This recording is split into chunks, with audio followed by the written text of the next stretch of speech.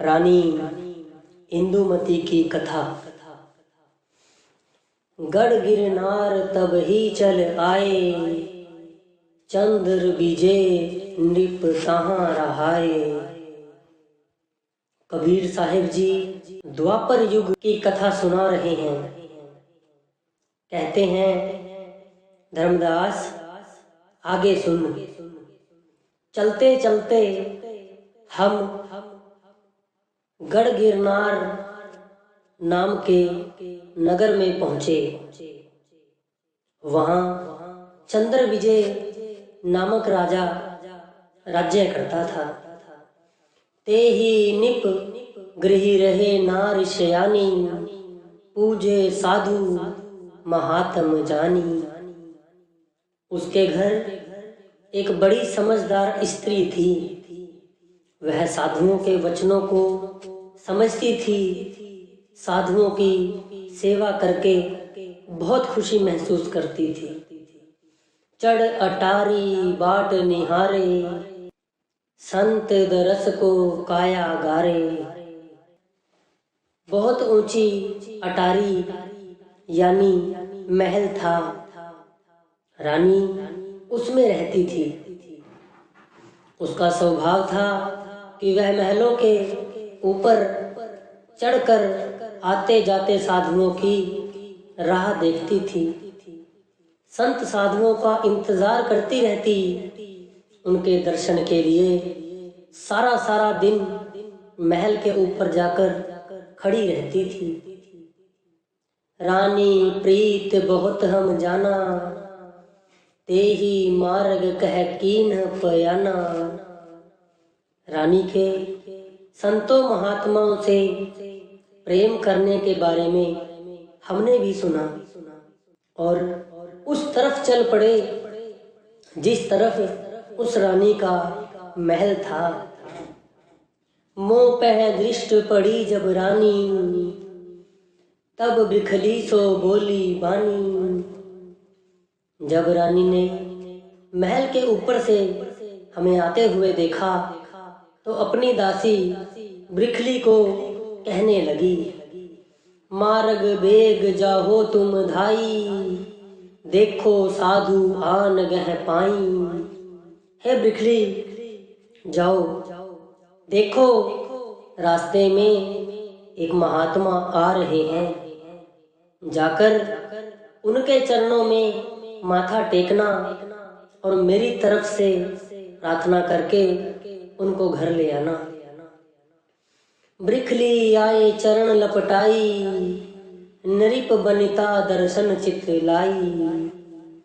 धर्मदास, हमने देखा बिखली जल्दी जल्दी हमारी ओर चली आ रही थी। पास आकर उसने हमारे चरण पकड़ लिए। दोनों हाथ जोड़कर विनती करने लगी, महाराज, राजा की रानी आप जी का दर्शन करना चाहती है। कृपा करके महलों में चरण डालें जी। कहे बिरखली रानी अस पाखा, तुव दर्शन को बहु अभिलाषा। कहने लगी, रानी ने मुझे इस तरह कहा है कि उसको आपके दर्शनों की बड़ी अभिलाषा है, बड़ी इच्छा है। देहो दरस कहीं दीन दयाला, तुव दर्शन बिन बहु बिहाला। प्रार्थना करती है, हे दीनदयाल, उसको जाकर दर्शन दो। वह आपके दर्शन के बिना बेहाल हो रही है। वह दर्शनों के लिए बड़ी व्याकुल है। ज्ञानी वचन। तब बिखली कह वचन सुनाऊं, राज राव घर हम नहीं जाऊं। धर्मदास, हमने दासी बिखली को कहा कि हम राजाओं महाराजाओं के घर नहीं जाते। राज काज है मान बढ़ाई, हम साधु नृप ग्रह नहीं जाई। राजाओं के घर जाने से मान सम्मान मिलता है। हम साधु हैं, राजा के घर नहीं जाते। जहाँ अहंकार होता है, मान होता है, वहाँ साधु कभी नहीं जाता। चली ब्रिखली रानी पह आई, दोई कड़ जोरे बचन सुनाई। ब्रिखली रानी के पास वापस आ गई, दोनों हाथ जोड़कर कहने लगी, साधु ना आवे मोर बुलाए, कह राव घर हम नहीं जाए। हे रानी जी, साधु जी मेरे कहने से नहीं आते। वे कहते हैं कि राजाओं के घर हम नहीं जाते, वहाँ मान प्रशंसा और अहंकार का पर्दा होता है। इस करके रानी जी उन्होंने मेरे साथ आने से इनकार कर दिया। यह सुन इंदुमती उठ धाई, कीन दंडवत टेक ही पाई। यह बात सुनकर रानी इंद्रमती दौड़ती हुई आई, आकर संत के चरण कमलों में दंडवत वंदना की और माथा टेका। इंदुमती बचन, हे साहिब मोहे कीजे दया, मोरे ग्रह अब धरिए पाया। रानी चरणों में माथा टेक कर बैठ गई, दोनों हाथ जोड़कर प्रार्थना करने लगी, हे साहिब, हे संत जी महाराज, मेरे ऊपर दया करो, कृपा करके मेरे घर में चरण डालो और मेरे घर को पवित्र कर दो जी। प्रीत देख हम भवन सिधारे, राजा ग्रह तब ही पग धारे। हे धर्मदास, रानी का प्रेम देखकर हमने राजा चंद्र विजय के घर राजमहल में प्रवेश किया। डार सिंहासन मोहे बिठाई, चरण पखार अंगोछा लाई। उसने पलंग पर बिछोना करके हमें बिठाया, उसने हमारे चरण धोए और साफ कपड़े से चरणों को साफ कर दिया। चरण धोए चाखीसी तब रानी, पट पद पहुँच जन्म शुभ जानी। रानी ने चरण धोकर चरणामृत पिया, साफ कपड़े से हमारे चरण पोंछकर अपना जन्म सफल कर लिया। पुनः प्रसाद को आज्ञा मांगी, हे प्रभु मोह को करो सुभागी। फिर भोजन खिलाने की आज्ञा मांगी। महाराज, कुछ रसनी लगाकर मुझे सौभाग्यशाली करो जी, मेरे भाग्य को बना दो जी। झूठन परे मोर घर माही, शीत प्रसाद ले हम हो खाही। महाराज, मेरे घर पर आए हो, दया करके मुझे झूठा करो, कुछ रसनी लगाओ और मुझे अपना शीत प्रसाद बख्श दो जी। मैं उसको खाऊंगी और अपने आप को भाग्यशाली समझूंगी। सुन रानी मोहि सुधा न कोई, पंच तत्व जिहि पावे सोई। तब हमने कहा, सुनो रानी, हमें भूख नहीं, कोई भी चीज खाने की इच्छा नहीं है। हमारा शरीर 5 तत्वों का अवश्य है, परंतु हमें भूख प्यास नहीं लगती। अमृत नाम आहार है मोरा, सुन रानी ये भाखों चोरा। हमारा भोजन, हमारा आहार नाम या अमृत है। देही हमारी तत्व गुण न्यारी, तत्व प्रकृति ही काल रचवारी। हमारी देह यानी काया के तत्व या गुण अनोखे हैं, कुछ अलग हैं। हमने तो यह काया आपको, संसार के जीवों को काल से छुड़ाने के लिए धारण की है। असो पंच केहु काल समीरा, पंच तत्व की देह खमीरा। यह देह काल ने 5 तत्व मिट्टी, पानी, अग्नि, हवा और आकाश इकट्ठे करके बनाई है।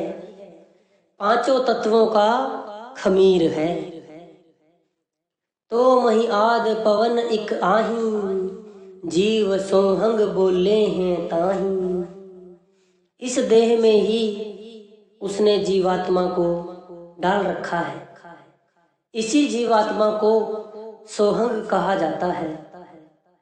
सोहंग का अर्थ है जो तू है वही मैं हूं। अर्थात जीव आत्मा उस परमात्मा रूपी समुद्र की एक बूंद है। जो समुद्र है वही बूंद है। बूंद समुद्र से अलग होने के कारण ही बूंद है। यही जीव अहे पुरुष को वंसा, रोक सी काल ताही दे संसा।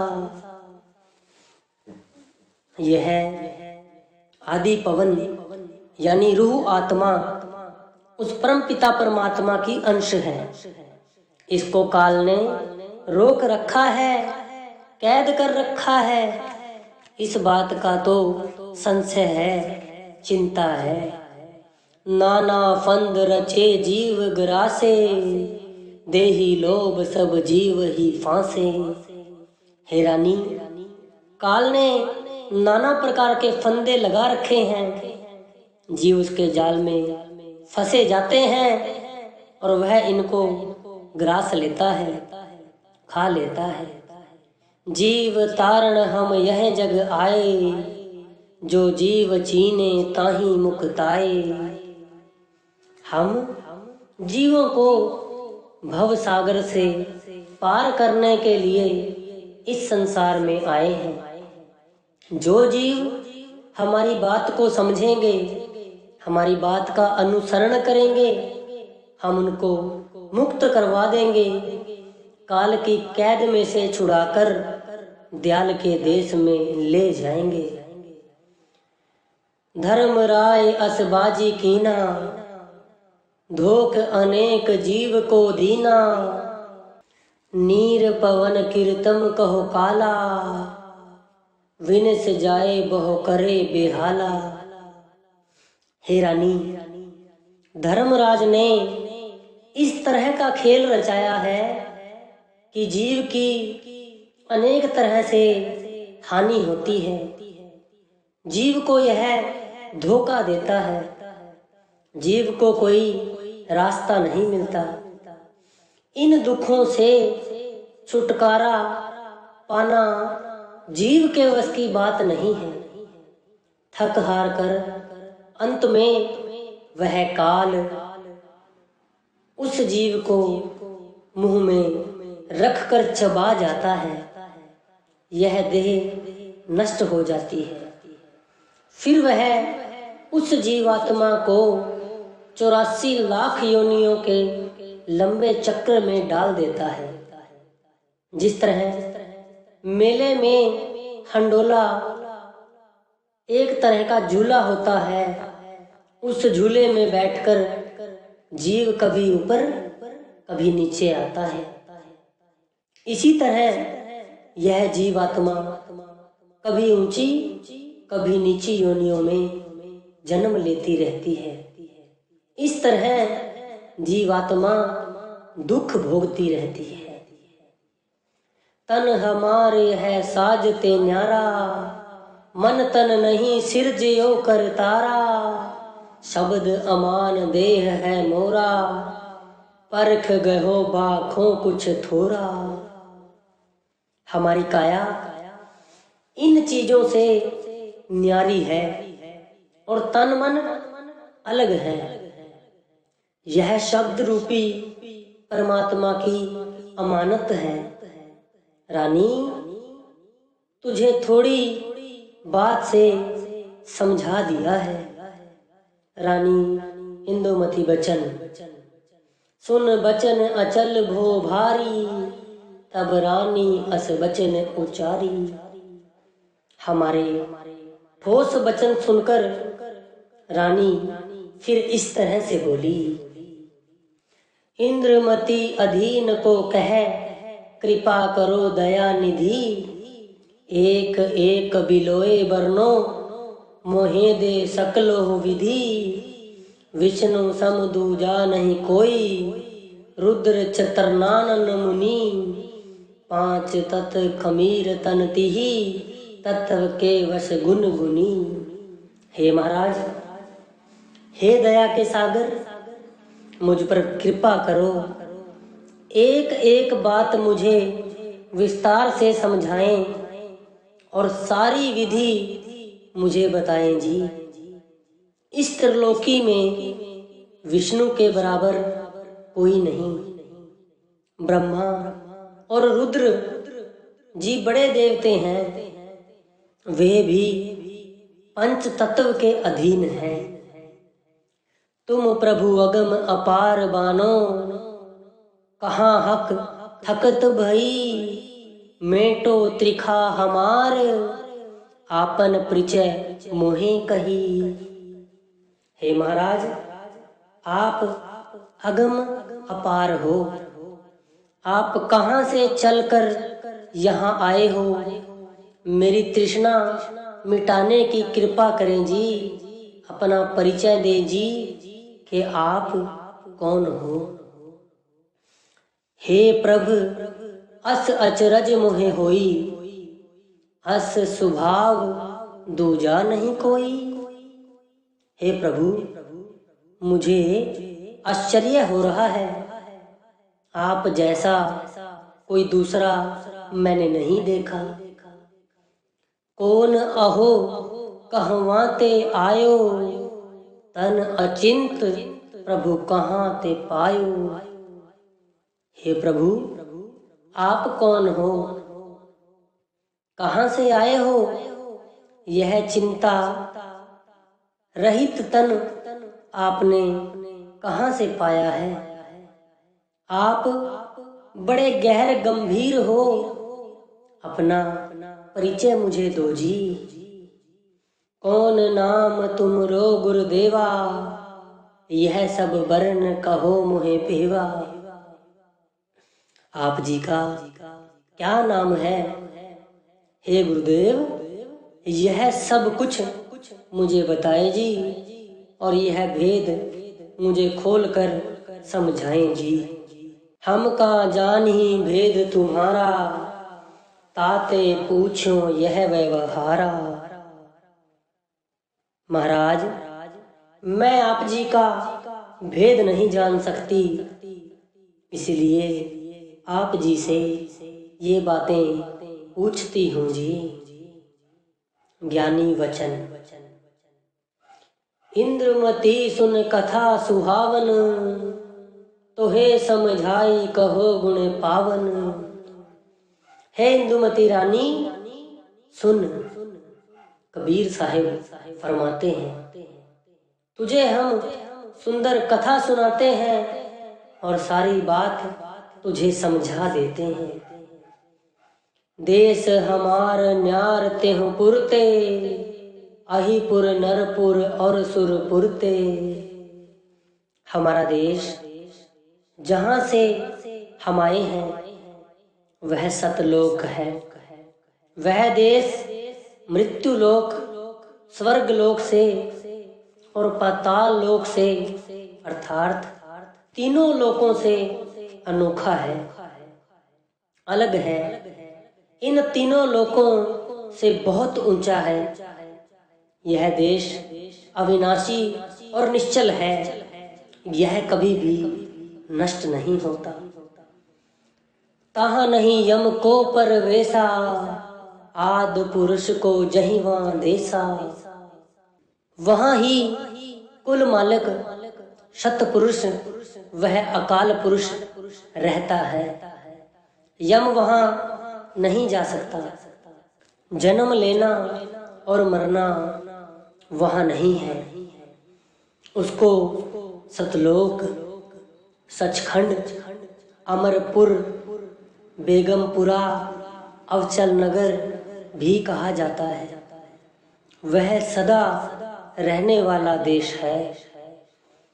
सतलोक वही देश सुहेला, सत्य नाम गह कीजे मेला। सतलोक बड़ा सुंदर और प्यारा देश है। वहाँ सुख ही सुख है, दुख नहीं है। वहाँ सदा आनंद ही आनंद है। सच्चे शब्द या सतनाम की डोरी पकड़कर वहाँ पहुंचा जा सकता है। अद्भुत ज्योत पुरुष की काया, हंसन शोभा अधिक सुहावा। सतपुरुष की काया बहुत अद्भुत है। उसके एक रोम का मुकाबला करोड़ों सूर्य और चंद्रमा भी नहीं कर सकते। उस देश के हंसों की शोभा बहुत बड़ी है, वह लफ्जों में बयान नहीं हो सकती। द्वीप करी शोभा उजियारी, पटतर देहों का ही संसारी।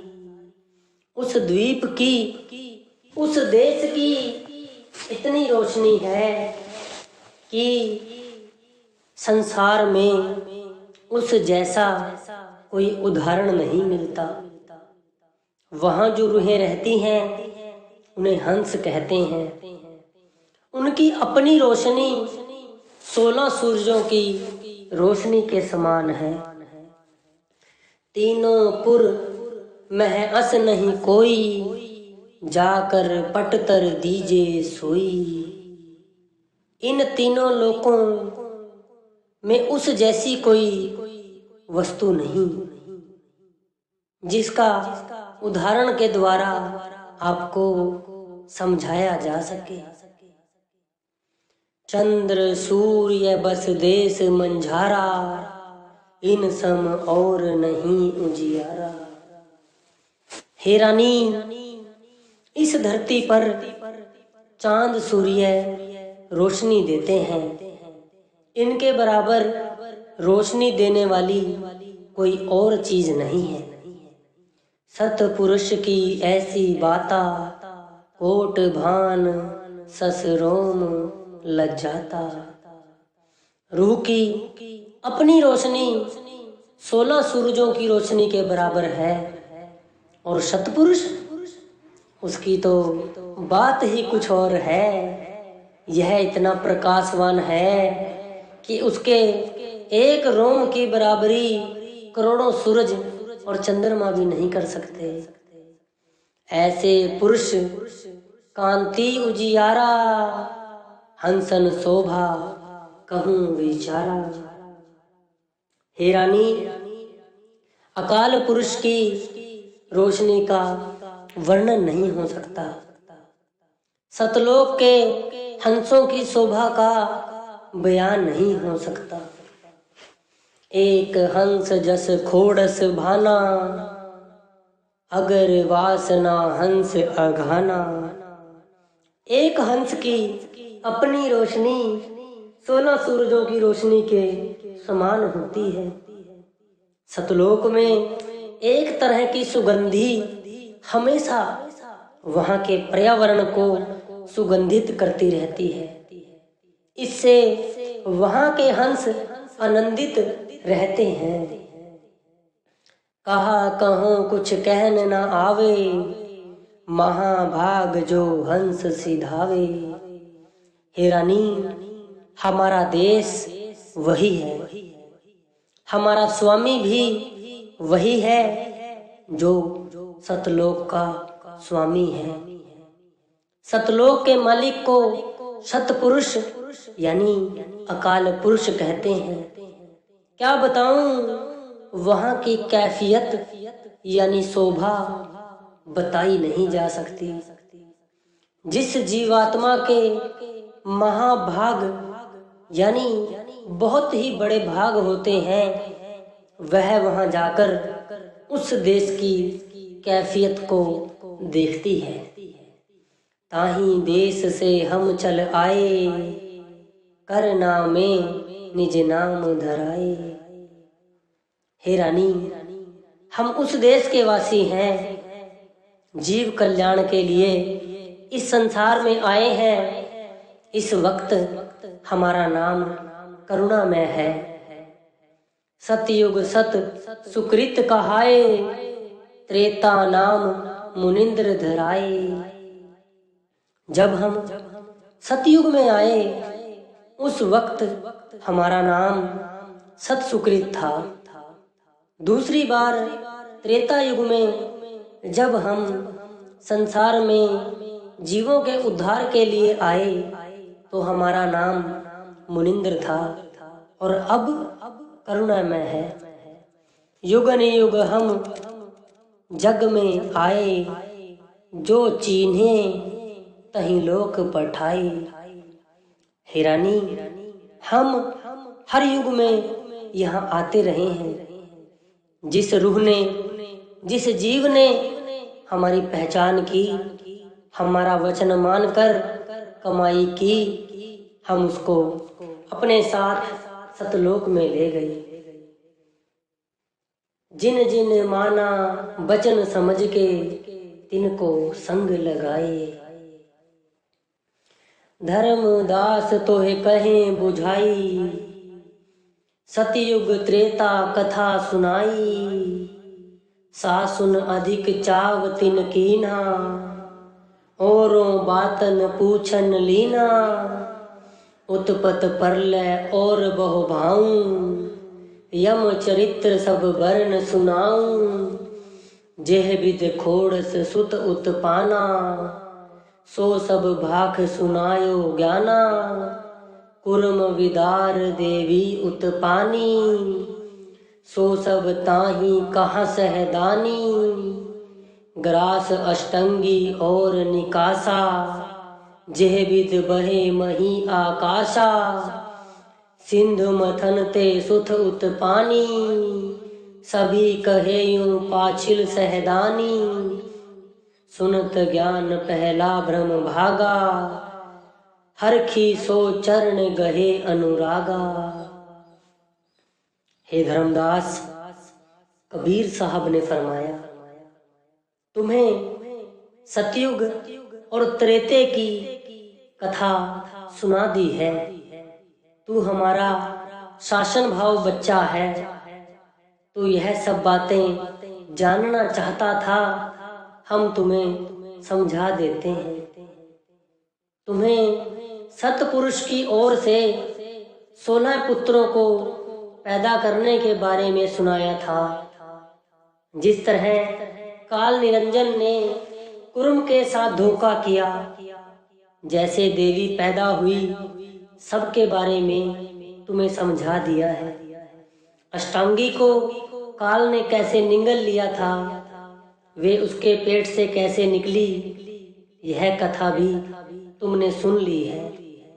जैसे इस धरती और आकाश की रचना हुई, कैसे निरंजन और अष्टांगी ने ब्रह्मा, विष्णु और महेश तीनों पुत्रों को समुद्र मंथन के लिए भेजा, सब तुम्हें बता दिया है।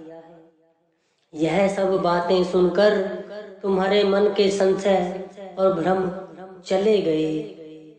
तुमने खुश होकर चरणों का सहारा लिया और अनुराग प्राप्त किया है।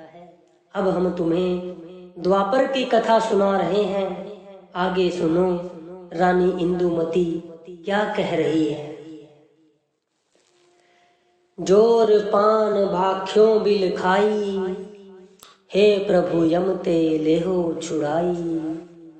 रानी इंदुमती ने बहुत जोर से प्रार्थना की, महाराज कृपा करके मुझे भी यम के देश से छुड़ाकर अपने देश में ले चलो, मुझे भी इन यमों से छुटकारा दिलवाओ जी। राजपाट सब तुम पे वारूं, धन संपत्ति सब ही तज डारूं। राजपाट सब मैं आपके चरणों में कुर्बान करती हूँ।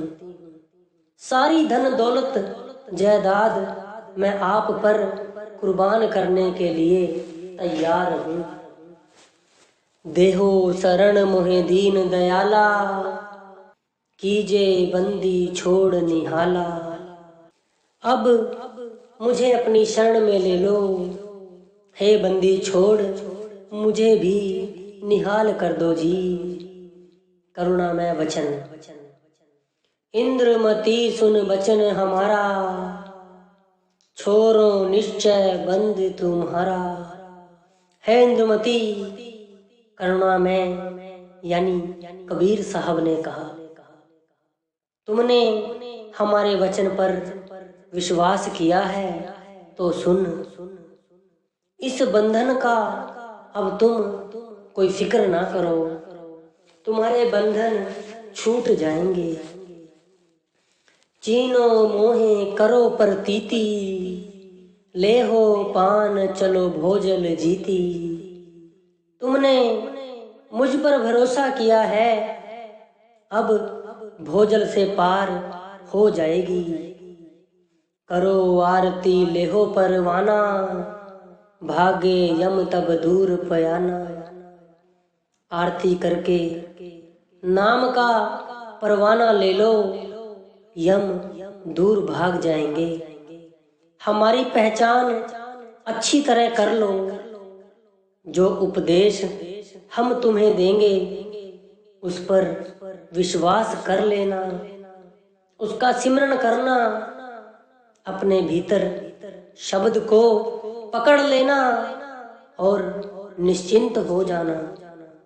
इस तरह भव सागर से पार हो जाओगी। आन हो जो कष्ट आरती साजा, राजा पाठ सियों हमें ना काजा। राजपाट हमारे किसी काम का नहीं, जाओ आरती का सामान ले आओ।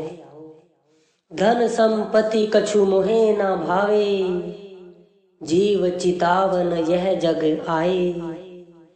धन दौलत और जायदाद हमारे किसी काम की नहीं, हम तो जीवों को चिताने के लिए, याद करवाने के लिए इस संसार में आए हैं। धन संपत्ति जो यहीं वहाँ लाई, करो संत सम्मान बढ़ाई। यह जो धन दौलत तू लेकर आई है, यह हमारे किसी काम की नहीं। इसको साध संगत की सेवा में खर्च कर दो।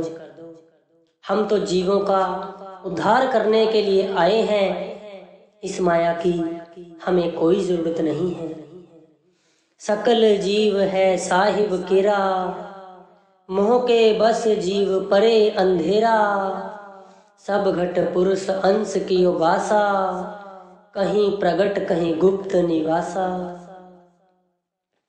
हे रानी, सभी जीव मालिक के हैं, अकाल पुरुष के अंश हैं।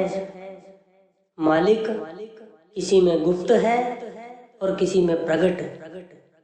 जीव मोह में पड़कर अज्ञानता के अंधेरे में जा रहा है। सब जीव है सतपुरुष के, वश मोह भ्रम ज्ञान हो। यमराज को यही चरित सब, भ्रम जाल प्रधान हो। जीव काल सब होए लरत मोह से, भ्रम सब नाची नहीं। तजी सुधा किनो नेहु बिकसों, छोड़ धृत अचहे मही। हे रानी, सब जीव सतपुरुष के अंश हैं। मोह के वश में पड़कर मालिक से बेगाने हो गए हैं।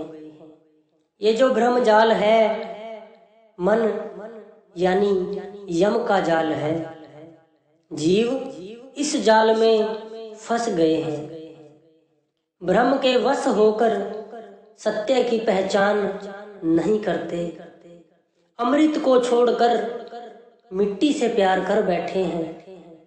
घी को छोड़कर मिट्टी खा रहे हैं। सुधा जो नाम है अमृत है, उसको छोड़ दिया है। दुनिया के मोह का जहर दिन रात पी रहे हैं। उसी को ग्रहण करते जा रहे हैं। कोई एक बिरला जीव परखे शब्द मोहिची नहीं। धाये मिले निज पीव तजे जग को वासरो। कोई विरला जीव ही सतपुरुष के शब्द से मोह करता है, शब्द की पहचान करता है, और जो करता है वह जाकर उस मालिक से मिलाप कर लेता है। कौन मिलता है मालिक से? जो दुनिया का आसरा छोड़कर सतगुरु की शरण में आ जाता है। इंदुमती बचन। इंद्रुमती सुन बचन अनामी, बोली मधुर ज्ञान गुणवानी। मोहे अधम को तुम सुख दीना, तुव प्रसाद अगम गम छीना। इंदुमती ने जब ये अमृत वचन सुने तो बहुत प्यार और मिठास से बोली, महाराज मैं अधम हूँ, नीच हूँ। आपकी कृपा से मुझे गम और अगम की पहचान हुई है। आपने मेरे सारे दुख दूर कर दिए हैं जी। हे प्रभु चीन्हे तुमरे पाऊं, निश्चय सत्य पुरुष तुम आहूं। अपने हृदय अस हम जानी, तुम ते अधिक और नहीं आनी। हे महाराज, मैंने आप जी के चरण कमलों पर विश्वास कर लिया है। आप निश्चय ही सतपुरुष हो, कुल मालिक हो। मेरा विश्वास है कि आपसे बड़ा और कोई नहीं हो सकता। अब भाको प्रभ आरती भाऊं, जो चाही सो मुहे बताऊं। अब कृपा करके आरती का सामान बताओ। क्या कुछ चाहिए मैं लेकर आऊं। करुणा में वचन। हे धर्मन सो ताही सुनावा, जस खेव सरीखो भाखू भावा। हे धर्मदास, हमने रानी को आरती का सामान लाने के लिए कहा, जो हमने खेवसरी से मंगवाया था। आन्यो सकल साज तब रानी, चौका कर शब्द धन ठानी। चौका कर ले हो परवाना, पाछे कहो आपन सहेदाना। रानी को कहा कि वह चौका तैयार करे ताकि उसको नाम दिया जा सके। काल के बंधनों से छुटकारा पाने की योजना बताई जा सके। रानी साथ सामान ले आई। आरत कर दी ना परवाना, पुरुष ध्यान सिमरन सहदाना। रानी ने चौका तैयार किया और आरती का सामान लाकर चौके पर रख दिया। रानी स्नान वगैरह करके सफेद वस्त्र पहन के चौके ऊपर ताने गए सफेद चंदोए के नीचे आकर बैठ गई। हम भी चौके ऊपर सिंहासन पर जा बैठे। रानी को आरती का भाव समझाया। आरती का अर्थ है आ जमा रत। रूह जिस मालिक से बिछड़कर दुखी हो रही है, आकर उसके रंग में रंगी जाए। आरती करने के साथ जीते जी प्रभु के साथ मिल जाए। विधि पूर्वक आरती करके रानी को नाम रूपी टिकट यानी नाम दान प्रदान किया। उठ रानी तब माथा नवाई, ले आज्ञा परवाना पाई। रानी उपदेश लेकर उठी और बहुत खुश हुई। शरीर में फूली नहीं समा रही थी। खड़े होकर चरणों में आकर शीश झुकाया। पुनि रानी राज ही समझावा, हे प्रभु बोहर न ऐसो दावा। गहो शरण जी कारज चाहो, इतना वचन मोर निर्बाहो। नाम लेने के बाद रानी ने राजा से कहा, हे राजन, एक वचन मेरा मान लो। जाकर सतगुरु के चरणों में माथा टेको। अगर अपना मनुष्य जन्म सफल करना है तो जरूर चलो। ऐसी मौज फिर नहीं मिलेगी। राजा चंद्र विजय बचन। तुम रानी अर्धांगी होई, हम तुम भक्ति होई नहीं धोई। हे रानी, राजा ने कहा, तुम मेरी अर्धांगिनी यानी पत्नी हो। तुम्हारी और मेरी भक्ति कोई दो नहीं, तुम्हारी और मेरी भक्ति एक ही है। तोरी भक्ति का देखूं पाऊं, कह विधि मोही लोक ले जाऊं। हे रानी, मैं तेरा भक्ति भाव देखूंगा कि किस प्रकार तू मुझे अपनी भक्ति के बल पर सतलोक लेकर जाएगी। देखूं तोरी भक्ति परतापा, पहुंचूं लोक मिटे संतापा। तेरी भक्ति का प्रताप देखूंगा कि किस तरह तुम सतलोक पहुंचकर मेरे दुख और संताप मिटाती हो। करुणा में वचन। रानी बहुर मोही पह आई, हम तिहि काल चरित लखाई। राजा के पास जाकर रानी फिर मेरे पास आ गई। माथा झुकाकर सामने बैठ गई। तब हमने वचन किया, सुन रानी, तुझे काल का चरित्र यानी काल के छल के बारे में भी समझाते हैं। काल बयाल ए हो तो पह आई, डसे तो ही सो देव बताई। हे रानी, तेरे पास काल आएगा, वह तुम्हें सांप बनकर डसेगा, दाव लगाने की कोशिश करेगा, तुमसे छल करना चाहेगा। उससे बचने की विधि या उपाय मैं तुम्हें बताता हूँ। दीनो शब्द बिरहुल ताही, काल गरल तेहि व्यापे नाही। जो तुम्हें पहले सिमरन बताया गया है उसका जाप करते रहना। काल तेरा कुछ नहीं बिगाड़ सकेगा। पुनः यम दूसर छल तो है ठानी, सो चरित्र तो है कहूँ बखानी।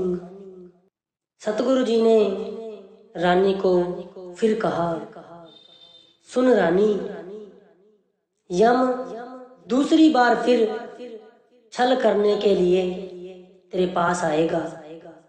उस छल से बचने का भी मैं तुझे उपाय बताता हूँ। छल कर यम आयो तुम पासा, सो तो है भेद कहूँ परगासा। हंस बरण होई रूप बनाई, हम सब ज्ञान तो है समझाई। इंदुमती, काल तुमसे छल करने के लिए दूसरी बार आएगा। वह रहस्य भी हम तुम्हें समझा देते हैं। वह हमारा रूप धारण करके तुम्हारे पास आएगा, हमारे जैसे सफेद वस्त्र पहनकर आएगा, हमारी भांति वचन करेगा। तुम सन कहें चीन मोहिरानी, मर्दन काल नाम मम ज्ञानी। वह तुम्हें कहेगा, हे रानी मेरी पहचान कर ले, मैं ज्ञानी यानी करुणा मैं हूँ। मेरे दिए हुए सिमरन से तुम्हें सांप का विष नहीं चढ़ा। तो कौन शिष्य कीन हम जाई, डसे काल तक्षत होए आई। तुम्हें मैंने अपना शिष्य बनाया था, तुम्हें काल ने सर्प का रूप धारण करके डंक मारा। तब हमें तोहत मंत्र लखाई, काल गरल तब हारे जाई। फिर वह कहेगा, जो मैंने तुम्हें सिमरन बताया था तुम उसका जाप करती रही, तुम्हें सांप का जहर भी नहीं चढ़ा। यह विधि काल ठगे तो है आई, काल रेख सब देऊं बताई। इस प्रकार रानी वह तुमसे छल करने का प्रयास करेगा। कबीर जी सतगुरु रूप होकर रानी को समझाते हैं। उसकी पहचान हम तुम्हें बताते हैं, अच्छी प्रकार समझ ले। मस्तक छोट काल को जानी, चछों सोन के रंग बखानी।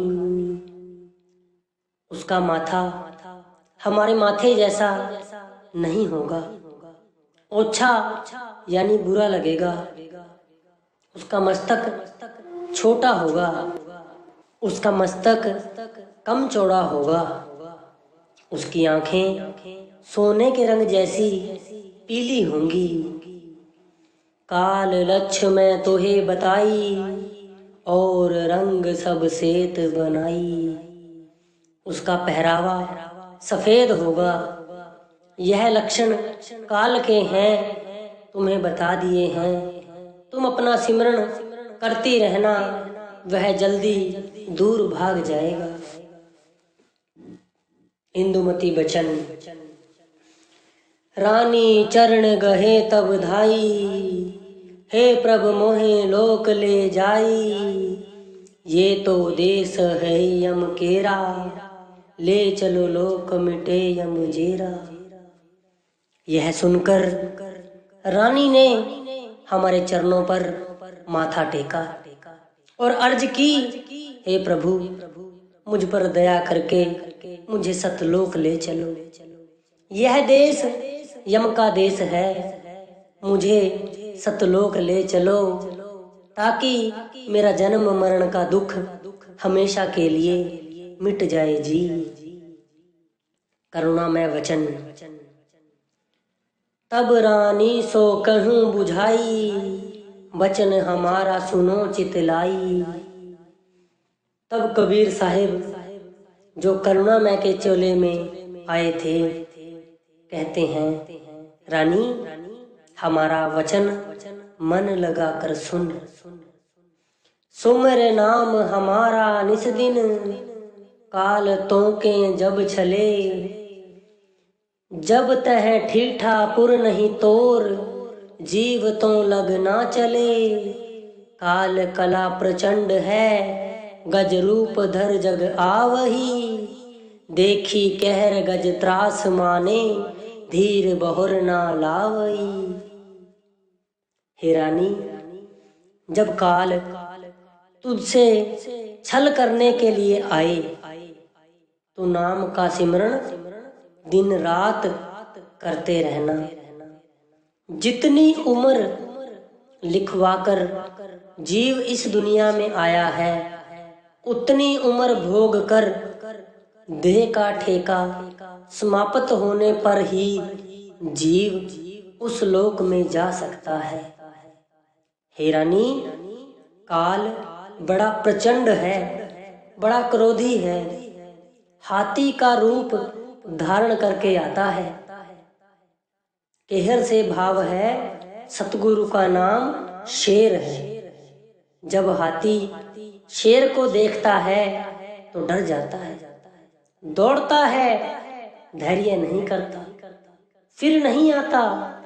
जहां सतगुरु के नाम का सिमरण हो वहां यमराज खड़ा भी नहीं हो सकता। गज रूपी है काल, केहरी पुरुष प्रताप है, रोप रहो तुम ढाल, काल खड़ग व्यापे नहीं। हे रानी, काल हाथी के समान है। सतपुरुष का नाम जो सतगुरु जी ने दिया है वह शेर है। शेर के सामने हाथी ठहर नहीं सकता। सतगुरु के नाम सिमरण के निकट काल आ भी नहीं सकता। सतगुरु का नाम ढाल है जो काल की खड़ग अथवा तलवार के वार को रोकता है। इंदुमती वचन।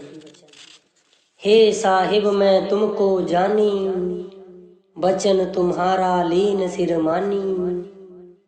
इंदुमती ने कहा, हे साहिब, हे सतगुरु जी, मैंने आपको जान लिया है, समझ लिया है।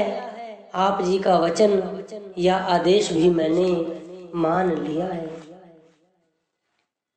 बिनती एक करो तुम स्वामी, तुम साहिब हो अंतर्यामी।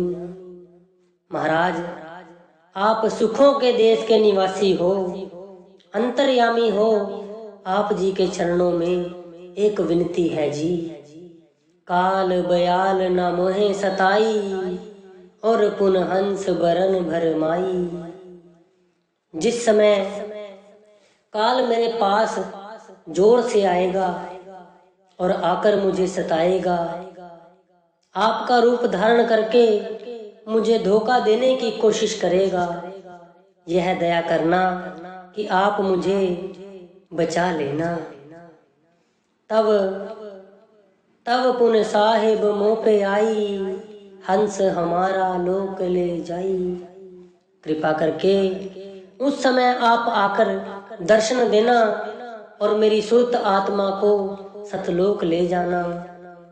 मुझ गरीब पर इतनी दया जरूर करना जी।